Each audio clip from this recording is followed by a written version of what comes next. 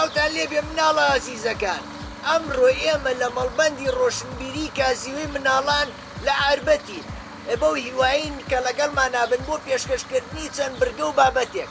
ئێستاش لەگەڵمان نابن با بچین سەیرێکی مناڵەکان بکەین و بەسەریان بکەینەوە. فەرموون.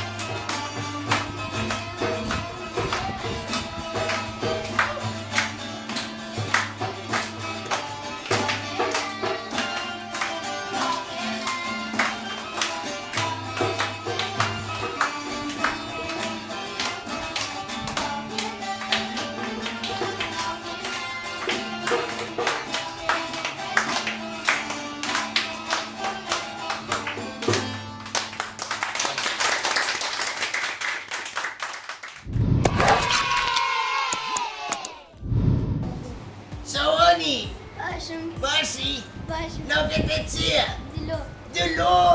دلۆ واتەی چی؟ دل ئەی دلت دەخۆ مەرێ وەڵا دلۆ لە پۆلی چەنی؟ سەفی چەنی؟ دوو لە چ وانەیەکە زۆر باشی؟ ئەو نا ئەوە تەپڵە وەنیە؟ تەپڵ دەزانی لێبەی؟ ئافەرین دلۆ چاوانی دلۆ ئادی شتێک لێبە باشە تەپڵ لێدە تەپڵ دێ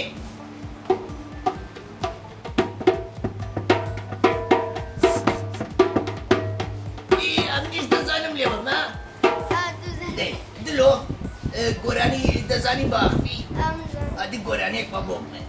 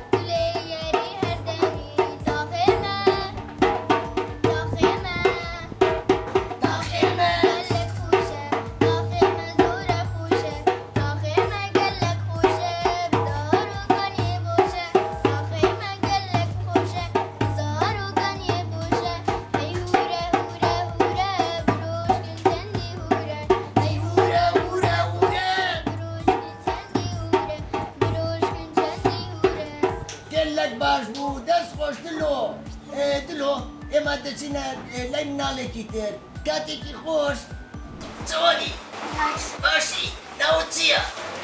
محەممەد ناوی گەلە خۆشە محەممەد پۆلی چەنی؟ دوو ئافەرین زۆر باشە تەمەنە چەنە محەممەد؟ تەمەنە بیستەوە؟ شەش حەوت هەشت نا ئافەرین محەممەد گۆرانی دەزانی پێشی؟ نا چاوان ئافەرین محەممەد وڵە تۆ چاوانی باشی ناوت چییە؟ چی؟ ماڵدار واتای چییە؟ واتە ماڵدار ماڵدار ئافەرین ماڵدار پۆلی چەنی؟ دوو تەمەنە چەنە؟ نا ئافەرین حەزت لە چ دەرسێکە ماڵدار؟ چ دەرسەکە؟ ریاضیات دوو کەڕە دوو ئەکاتە چەند؟ چار ئافەرین ئەی دوو کۆی دوو چەندەکە؟ دوو چار ئافەرین حەزی لە ریاضیاتە ماڵدار دەزانی گۆرانی پێشی؟ ئافەرین مەم چینە لای ماوڕێمە چۆنی؟ باشی ناوت چییە؟ سامان ئەی ناوێکی گەلە خۆشە سامان دەزانیم ناو چییە؟ زیتەڵە نەوناسی؟ من ناوم زیتەڵەیە چەند ساڵی؟ نا پۆلی چەنی؟ دوو زۆر باشە حەزت لە چ دەرسێکە؟ ئینگلیزی هەلو how are you ئەزانی یەک تا دەم خوێنی بە ئینگلیزی؟ 1 2 دەی لەگەڵ بڵێرەوە 1 2 3 4 5 نازانی؟ دەزانی بە شەرمی دەکایی ئەیبا بچینە لایەن کوڕە جوانە چۆنی؟ باشی ناوت چییە؟ چی؟ ئاگرین ناوەکی گەلە خۆشە ئاگرین بە زۆر گەرمە وایە؟ ئەزانی گۆرانێکمان بۆ بڵێ؟ چۆن؟ ئەی هاوڕێکە بوو ێستا گۆرانی و تۆ نازانی؟ ئافەرین ئەچینە لێو جوانە چەند خشتە ناوت چییە؟ ڕیناس ڕیناس یعنی چی؟ نازانی؟ تەمەنت چەندە ڕیناس؟ ڕیناس پۆلی چەندی؟ بەچینە لێو بچە جوانە ڕەفیقی بێنەگەنێ خشتۆکەیە ناوت چییە؟ چی؟ تەمەنە چەندە؟ دوو ئافەرین لە پۆلی چەندی؟ پۆلی دوو دەزانی گۆرانی پێشی حەزت لە چ دەرسەکە؟ ئینگلیزی ئەزانی یەک تا دە بۆ خوێنی بە ئینگلیزی یاڵا یەک one 2 3 4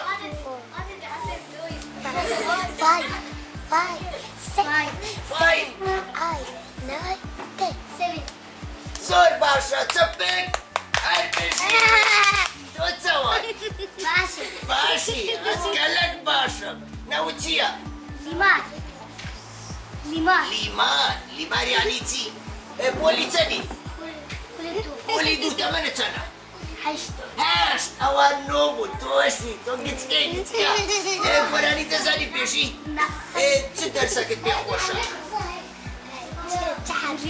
ئینگلیزی دەزانی پێشی A B C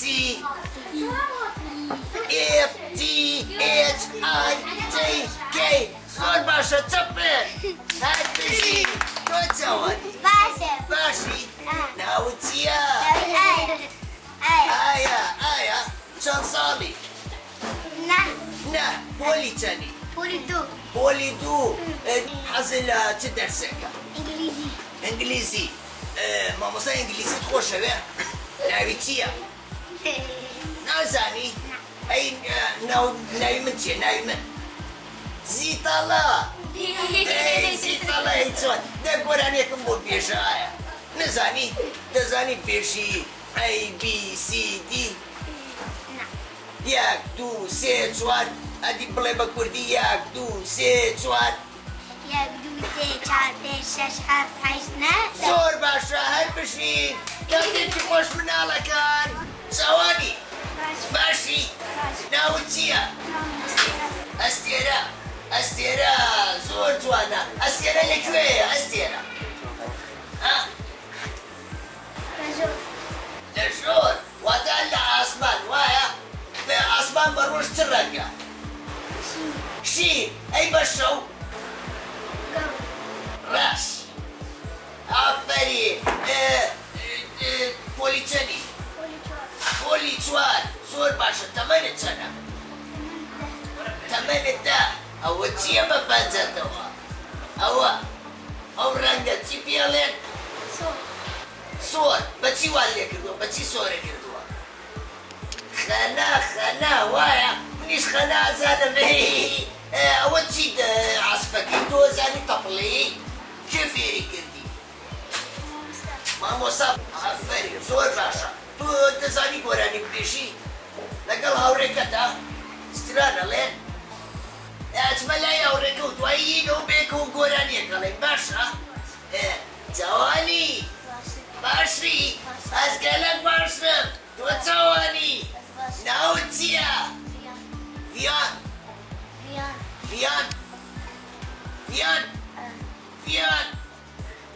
ڤیان چاوانی تەمەنت چەندە ڤیان؟ لە پۆلی چەندی ڤیان؟ پۆلی چوار ڤیان چاوانی ئەوە چییە لە بەرداوە چ ڕەنگە؟ سۆر ئەوەی من چەند ڕەنگە چ ڕەنگە؟ شین پیرۆزەیی پرتەقاڵی سەوز هەموو ڕەنگێکی تایە جوانە دەتەوێت؟ نادەمە تو ناوت چییە؟ وتم ناوت چییە تۆش بتە ناوم ڤیانە من ناوم چییە؟ زیتەڵە نامناسی؟ نامناسێ زیتەڵە ڤیان دەزانی گۆرانی پێشی؟ لەگەڵ هاوڕێکەتا بێکەوە لەگەڵ لەوی بێکەوە گۆرانیەکەڵێ باشە؟ با بچین گۆرانیەک بڵێ فەرموون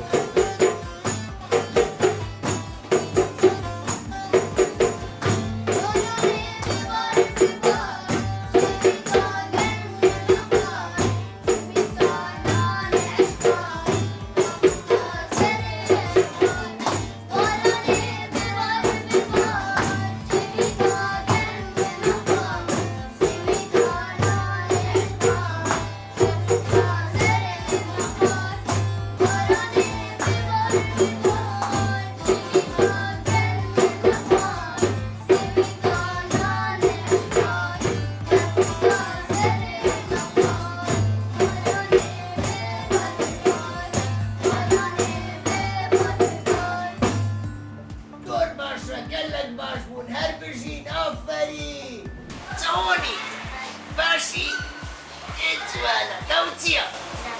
لافە لافە کێ ناوی لافە داکتیان باوکە دایکە ئافرین لافە چەند ساڵی؟ 6 لە پۆلی چەنی؟ لافە شەرمەکە کە جوانە لافە لە پۆلی چەنی؟ 6 لە پۆلی 6ی؟ زۆر باشە منەوە نەزیرەک نیم وەکو ئەو و زۆر زیرەکی ئەزانی حەزت لە چ وانەیەکە؟ لێرە چ وانەیەکە خوێنن؟ شانۆ وایە؟ شانۆ چیتان پێڵێن لێرە لە شانۆ؟ ئەزانی وەکو مناوە قسە بکەی؟ بۆ نازانی؟ ئێوە نێتۆش قساکەی؟ ئەی گۆرانی ئەزانی؟ باشە با بچینە لایەوە ئەو ڕێجوانەوە زۆنی باشی گەرماتیان سەرماتە گەرمە ئێستا چ وەرزێکە بە چ وەرزێ گەرماوە بێ بە زستان گەرماتە بێ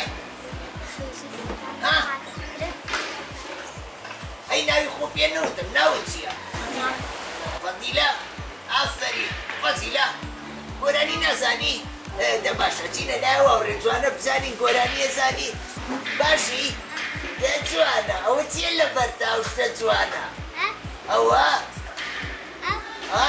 چ ڕەنگە زۆر ئەوە چییە ڕسمی چییە لە بلووسەکەتە ئەستێرە وایە ئەڵێ بە ئاسمانەوە ئەستێرم دیوە ناوت چی بوو کوردستان گەلێک خۆشە وایە ئافەرین کوردستان چەند ساڵی نا ئافەرین پۆلی چەندی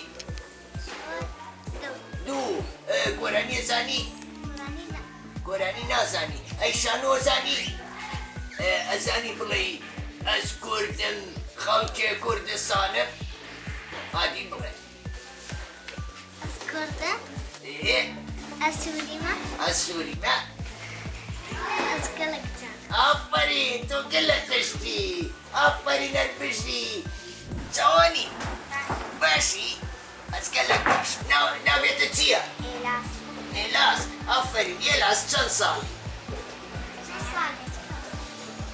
ئەمرێتە چەندە؟ 8 ئافەرین پۆلی چەندی؟ دوو لێرە دووانی شانۆت دەخوێنن دەرسی مەسرح خوێنن لێرە کێ پێتان ئەڵێ ئەزانی بچی لەویا هەڵپەڕی بۆ ئادی هەسە هەڵپەڕە دەی نازانی سران دەزانی پێشی چما چاوانی باشی ناوت چییە؟ عەلی سەف چەندی؟ ئەمرێتە چەندە؟ 8 عەلی بەیانیان کە هەڵەسی لە خەو ئەبێ چی بکەی؟ ئەبێ دەم و چاوە بشۆی وایە؟ دوایەوە ئەبێ چی بکەی؟ ئافەرین دەستێ خۆت دەشۆی دوایەوە چیەکەی؟ نا دواتر ئافەرین دوایەوە چیەکەی؟ ئەچی نان دەخۆی وایە؟ دوای ناخواردن دەبێت چ بکەی؟ دەم و ئافەرین چەپت هەر بشی دەزانی سلام بیشی؟ ئافەرین تۆ چاوانی باشی ناوێتە چییە؟ ئافەرین ئەوە چییە کۆترە؟ کۆترە؟ چۆلەکەیە؟ چۆلەکەت بینیوە؟ چۆلەکاڵە چی؟ جیو وایە؟ ئەمرێتە چەندە؟ 8 سەف چەندی؟ 2 حەزت لە چ دەرسەکە؟ کوردی ئافەرین گۆرانی دەزانی بە ئەخفی؟ ستران دەزانی بە ئەخفی؟ نا تۆ چاوانی باشی ئەس گەلێک باشتم دە قشتی قشت ئەو ڕەنگە چ ڕەنگە لە بەردا؟ برتقالی ئافەری تەمەنی تۆ چەنە؟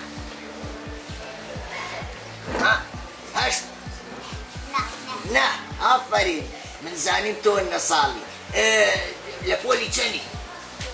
دوو ئافەرین ستران دەزانی باخفی؟ یاڵا سترانێکی بۆ من بێژە ستران دەزانی باخفی؟ جوانی قشتە قشت ناوێتە چییە؟ لەڤید تەمەنی تەچە؟ بەیانیان کە هەستەی لە خۆ دەبێت چ بکەیت؟ يخشى ترجع بخشى وقارني خو وتسع دبي خشى استخشى ترجع زۆر باشە چەپت ئێستا ئەزانی نەخۆشی چی هەیە نەخۆشی کرۆنا وایە؟ بیستوتە نەخۆشی کرۆنا چییە؟ نەخۆشیە کە تووشی هەموو خەڵکە بێ ئەگەر خۆی نەپارێزێ وایە دەبێت دەستەکانمان زوو زوو بشۆین وایە؟ ئافەرین بۆ تۆ دەزانی ستران باخفی؟ چما؟ بەرچینە لای ئەو هاوڕێ جوانە جوانی باشی؟ ناوێتە چییە؟ ئەوە چییە بە پەنجەتەوە؟ دەست ئەو ڕەنگە سۆرە چییە؟ باتمان چی؟ باتمان یعنی چی؟ ئەوە ئۆ باتمانە باتمان کە لە قازایە وایە؟ من ئازاترم یا باتمان؟ من ئازاترم سەیری عەزەڵاتم کە دەزانی گۆرانی باخفی؟ پۆلی چەنی؟ پۆلیە دەزانی تکایە تێک بڵێ؟ تکایەت چۆن؟ ئەی پۆلی چەنی؟ پۆلیەکی دەزانی بڵێ یەک دوو سێ چوار پێنج شەش یاڵا بێژە واحد اثنين ثلاثة أربعة خمسة ستة سبعة ثمانية تسعة عشرة زۆر باشە ئەدی بە کوردی كردي يك دو سه چوار پنج شش هفت هشت نه ئەفەرین زۆر باشە چەپڵا چەپێت ئەتشی ناوێتە چییە؟ محەممەد چەند ساڵی؟ ناساڵ محەممەد کوردستان خۆشە؟ ئەی سلێمانی خۆشە؟ کوێی خۆشە سلێمانی؟ گەلە خۆشە تۆ چاوە جوانیە چاوە چ ڕەنگە؟ چاوی تۆ چ ڕەنگە چاوت؟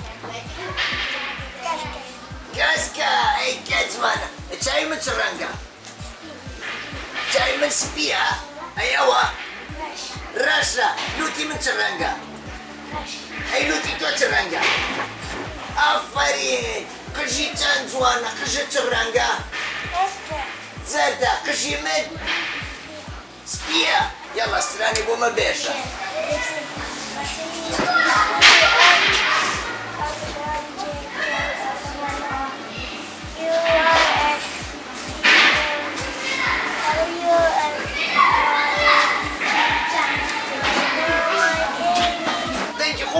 دەنگی خۆ بڵندکە بیسی هەر بژی چەپێک